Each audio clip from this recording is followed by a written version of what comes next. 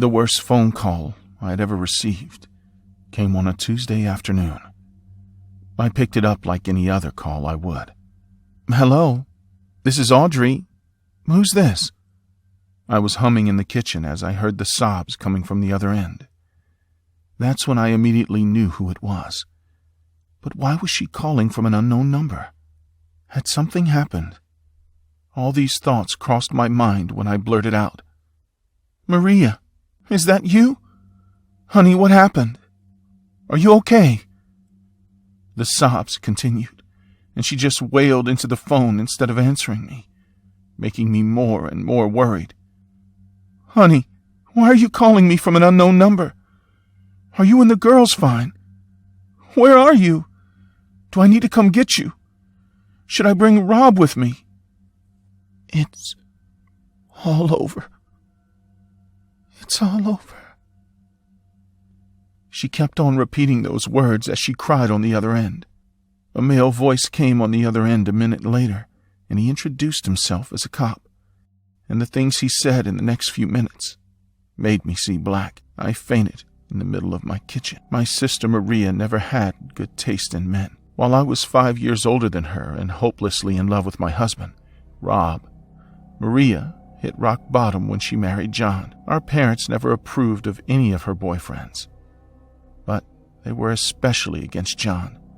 I don't know if that was what pushed her over to marry him, but I was just worried about my sister.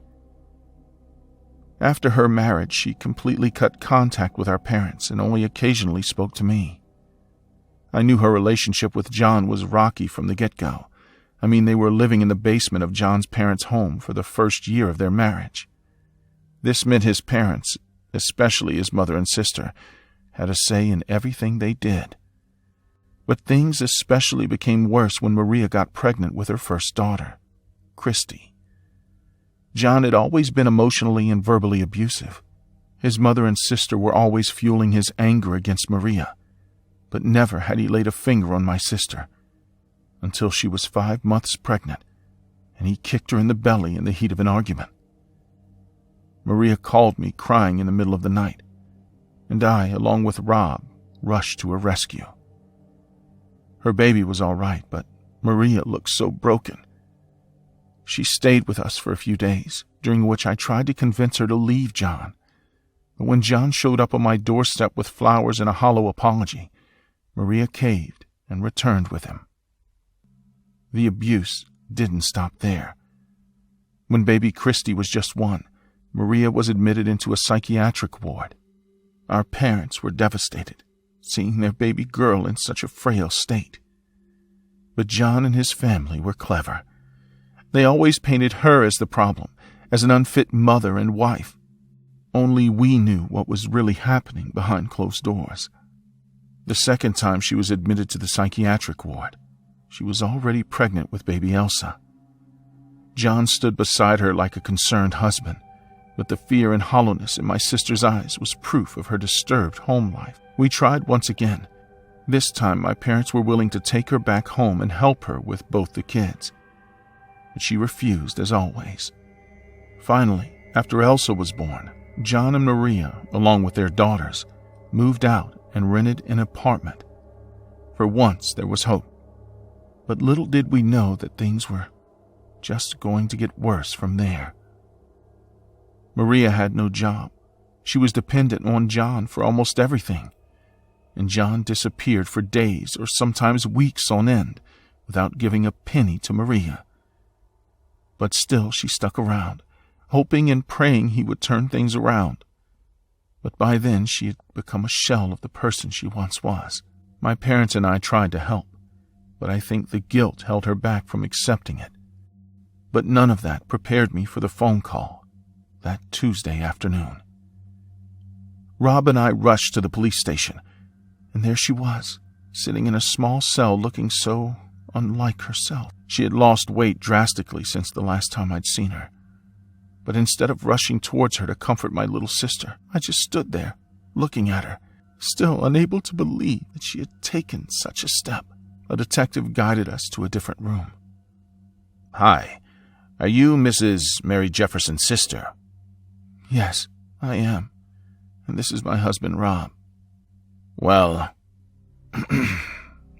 The detective was at a loss for words, and tears streamed down my face, but I needed to know for sure. Did she really do that?" The detective nodded. "She made videos." "What videos?" "Confessing to it all. She was going to kill herself at the end, but couldn't go through with the plan. Instead, she called 911. I was speechless. Was she really mentally unstable? "Can we see the videos?" The detective looked surprised, but he nodded and played the videos on the laptop. The videos started fine. It was Christy's birthday, and Maria was wishing her a happy birthday, singing her the birthday song while baby Elsa giggled beside her. "Do you want to see the present waiting for you in the living room?"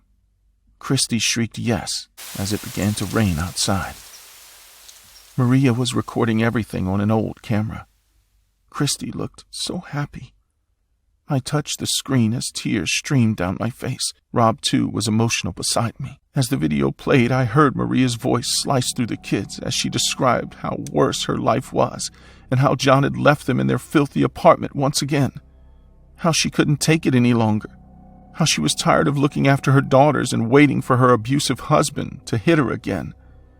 She went on, and I could no longer see her or hear her. But then the video cut to just her. I saw her skinny frame appear on the screen, and she was sobbing, confessing to everything. She had a bottle of pills in her hand, planning to overdose. However, I didn't feel any pity or sorrow because she had chosen John. Every step that led her to make that video and end up in a cell was her choice. That's when I realized she was not just a victim, but also a coward. Rob saw the entire video as I walked out of the room. That's when I saw them. The two little stretchers were in one corner.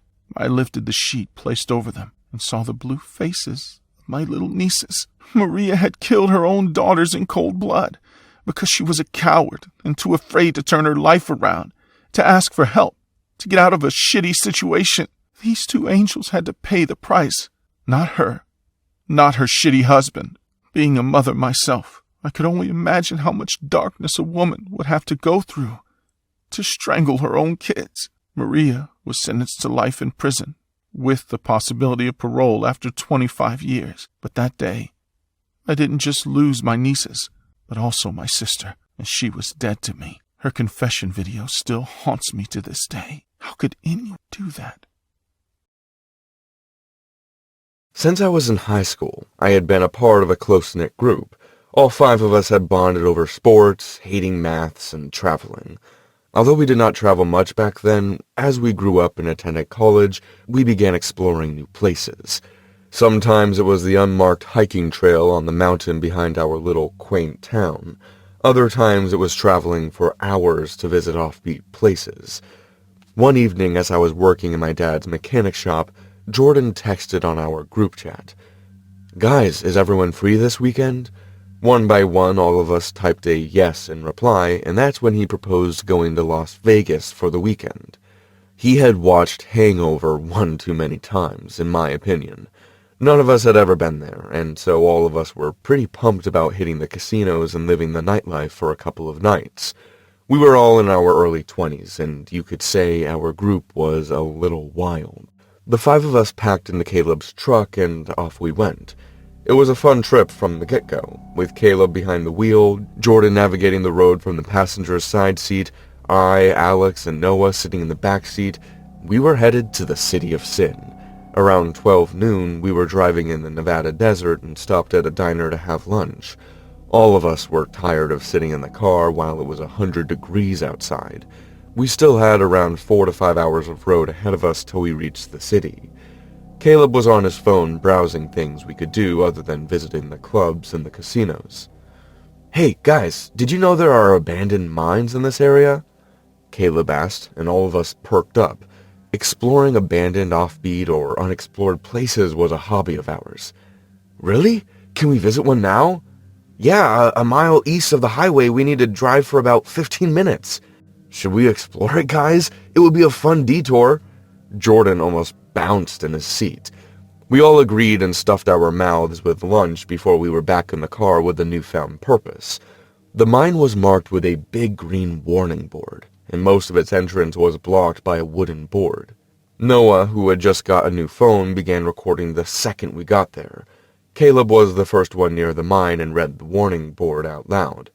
"Entry is forbidden. Guys, look at this." Caleb snickered, and we all began to examine the surroundings of the mine while Noah was still recording. Caleb then looked straight in the camera and said, "It's smart not to go into these mines, but we aren't that smart, so we are now going into the mine and exploring its interiors." With that, we all descended into the mine, with Caleb taking the lead, followed by Jordan, Alex, me, and lastly, Noah, still clutching his phone. As we walked deeper into the mine, we discovered abandoned and rusted mining equipment, ladders that went deeper into the mine and tunnels. At that time, we weren't aware of the dangers of an abandoned mine, so we explored freely, joking and chatting as we walked into the tunnel system, exploring it. Little did we know that there was a maze of tunnels down there, and we could have easily gotten lost. Almost an hour into our exploration, we saw a massive pit in the way. An old, ratty-looking wooden log was laid across the pit for people to cross it, and a rope was tied to it, which went deep into the pit. Caleb was the first one to cross the log, and he helped us to cross it one by one. Alex, on the other hand, was fascinated by the pit. It was deep and dark. None of us had a clue what was down there. "Guys, I want to go in." Noah was the first one to protest, but the rest of us cheered Alex. Noah was shooting the whole thing. The rope looked fine to us, and so Alex began his descent. He wasn't even 2 feet down the pit when the rope snapped, and Alex tumbled down. The last thing we heard was his scream and the sound of him hitting something. We could not gauge how deep Alex had fallen, if he had hit the bottom or not, or was he stuck in between. We yelled out his name, but other than a groan, we heard nothing back. That's when it hit us how wrong our decision was. Exploring a clearly dangerous mine was a mistake, and now our friend could have to pay for it with his life. There was no signal in the mine, so Noah and Jordan ran out of the mine to call the authorities while Caleb and I waited above the pit, trying to find out how Alex was. We were constantly calling his name, but we did not receive any reply. Panicked, we waited, but there was little to nothing we could do. Jordan returned, and he looked hopeful. "The fire department is on the way. Noah is waiting up for them. They will be here any moment," Jordan said, giving us hope. The next few hours were a whirlwind. The fire department evacuated us before they even went looking for Alex, and when they finally went down the pit, they found an unconscious Alex. He was rushed to the hospital, and we were on his tail. The doctor, an elderly gentleman, informed that Alex had broken his wrist, probably trying to brace his fall, and hit his head. He was found lying at the bottom of the pit. How the firefighters managed to bring him up was still a mystery to us. All in all, Alex was fine. The injuries were considered minor compared to what could have happened to us. A police officer approached us as we all sat around Alex's bed. "Do you young men have any idea what you have survived? Your friend was the one who fell, but do you know how dangerous these mines are? Why do you think we put up warning signs on the entrance? Do you think this is a joke? Let me tell you how bad the situation could have got. For starters, there could have been hazardous or radioactive materials inside. You could have run into part of the mine that did not have proper access to oxygen, suffocating you to death. You could have fallen into any other pit, or worse, you could have gotten lost in the maze of tunnels and starved to death. There is no cell reception down there. This was a reckless and stupid act." He was our father's age and was visibly angry. Taking a deep breath, he continued, "I'm just happy that most of you escaped unscathed. Now fill these papers and I'll be on my way. Get home safe, all of you." We never made it to Las Vegas. The next day, Alex was discharged and we drove back home. Our excitement and enthusiasm had fizzled out. Let's just say after that day, we all took warning signs very, very seriously. And so should you.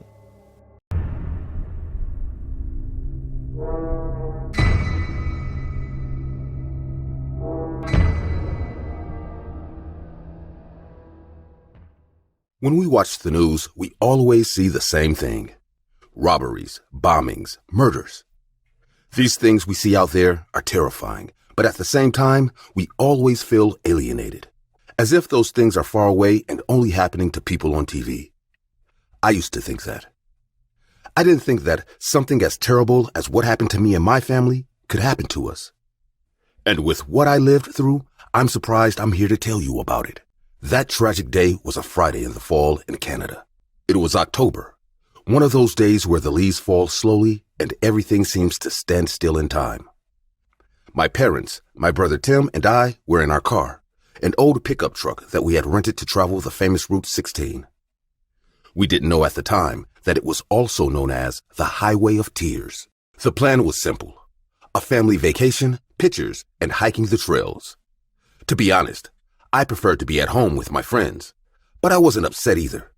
I was still going to have a good time. That afternoon, around 4 o'clock, we stopped at a small clearing by a river. My parents wanted to take a break before continuing the trip.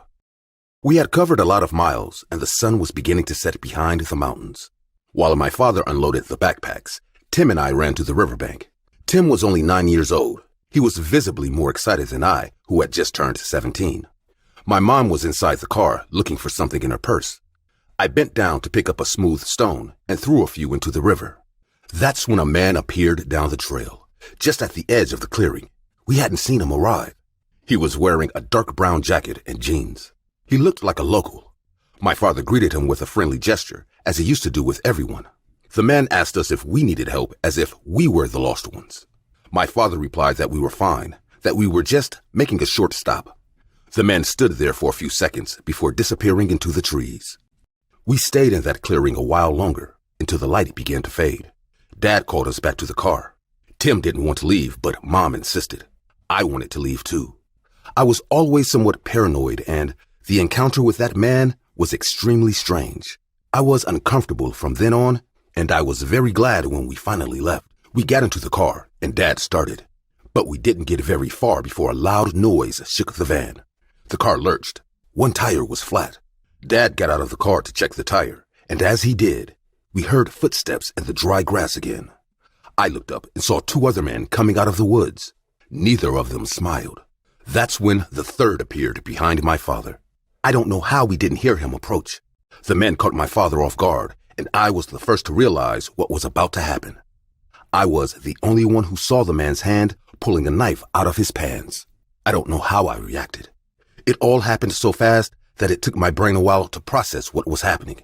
I saw my father fall to the ground with a hole in his neck. He quickly covered the wound to stop bleeding, but it was useless. He died almost instantly. My mother screamed, running towards him, but the men intercepted her. Tim and I were trapped in the car. All I could hear was the sound of banging and Mom's increasingly desperate screams. One of the men yanked open the back door. He pulled my arm hard, and for a moment, I thought he was going to break me. Tim was screaming, crying, begging Mom to help us, but no one could do anything for us. I was thrown to the ground with such violence that I ran out of air. I heard Tim crying, begging to be left alone. I watched as they dragged him out of the car, dragging him like an animal. I couldn't do anything. I couldn't move. I was frozen, and that's when I saw them raise their knives again. The last image I have of my brother is his small figure being dragged into the trees. It was then I knew I would never see him again. One of the men walked towards me. I started to back away slowly. I knew I could do nothing. I knew I was going to die. But without realizing it, I had an accident that saved my life. I didn't realize it at the time, but behind me, the road was steep and going downhill. I began to fall quickly, hurting my whole body with small stones and logs. I don't know how long I was on the ground, but when I opened my eyes, I was alone. I looked up, and there they were. The 3 men were watching me from above. They were not in a hurry. They were looking at me seriously as if analyzing me. At that moment, I felt horrible. I no longer felt like a victim of a crime. I felt like an animal that was about to be hunted, pointing at me as if it was a sign that the hunt had begun. I knew I couldn't just stand there. I turned and ran. I ran like I had never run before in my life. I didn't care about the pain, which by the way was a lot. I couldn't hear anything except my heartbeat and the branches breaking under my feet. I started to hear noises around me. They were catching up to me. I knew I was not fast, but I was desperate. At that moment, I understood one thing. If they weren't in such a hurry to follow me, it was because they knew the forest. Was I going deeper into the forest? Sooner or later, they would find me. I couldn't keep running. I stayed in my position and hid in the hole of a hollow log. I was alone, all alone, and they were out there, looking for me. I felt this was a bad idea. They would surely not take long to find me. Minutes passed, maybe hours. I don't know. The sound of their footsteps had disappeared, but after a while, it came back. They were looking for me. They knew I was hiding, but they also knew I was trapped, and that there was nothing I could do. My only option was to wait. I heard a branch snapping just outside by the trunk. It was the tallest man, his shoes full of my father's blood. I stood still, praying he wouldn't bend down. I watched him approach a little at a time. I felt like I was dying. I couldn't stop shaking. But then, something distracted him. He heard a distant sound and came out again. I took that moment to run away again. The man was looking around. Nothing told me he would come back once he finished inspecting that sound. I ran again. I no longer cared about starving to death or getting into the heart of the forest. I didn't have much time left. I couldn't hide anymore. I kept running. My feet were bleeding, but I didn't stop. I didn't know if I was still being followed, but I couldn't risk it. Finally, I started to get very tired. Everything was blurry. I couldn't take another step, but I still forced myself to run. Everything started to cost me twice as much. I was so dizzy, I couldn't feel my body anymore. From one second to the next, I became very sleepy, and my body stopped responding. I fell to the ground. I had fainted. I was found by hunters the next day. They told me they found me miles from where I had started. I was dirty, with wounds on my feet and face, dehydrated, but alive. My parents and Tim were not so lucky. The police never caught the men who did it. They say they might have been part of a criminal gang operating in that area, but there was never any proof of who might have done it. I was one of the only survivors of the Highway of Tears, which is still claiming victims today. After that, I ended up living with my aunt and cousins. They never found the criminals. They don't even know if they are the same ones who killed other people. It could be just the three of them. It could be more than 10 or 20 people. The only thing I know is that I am alive by miracle. After going to a psychologist for a long time, I was able to face what happened that afternoon. But you know what I still can't and won't be able to erase? My father's lifeless face, my mother's screams, and my little brother's eyes as he was taken to the trees to be stabbed and murdered. This story is based on the tragic events along the Highway of Tears, a stretch of highway in British Columbia, Canada, where numerous people, specifically women, have gone missing or been found murdered since the 1970s. This desolate route known as Highway 16 runs through remote and isolated areas, making it a dangerous place for those forced to travel by foot or hitchhike. Many of the victims were indigenous women, and others were tourists just passing by.